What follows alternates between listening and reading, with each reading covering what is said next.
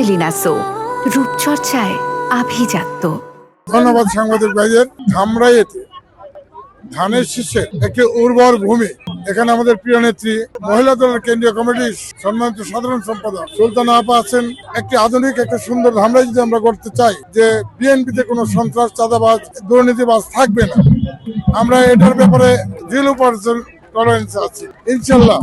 শুধু ধামরাই নয়, সমগ্র বাংলাদেশ থেকে বিশাল ভোটের ব্যবধানে আমাদের বিএনপি সরকার গঠিত হবে এবং এই সরকারের থেকেই আমাদের প্রধানমন্ত্রী হবেন আমাদের প্রিয় নেতা জনাব তারেক রহমান। আজকের এই আমাদের মিছিলের সমাপ্তি ঘোষণা করছি। সবাইকে ধন্যবাদ। বাংলাদেশ জিন্দাবাদ, বাংলাদেশ জিন্দাবাদ।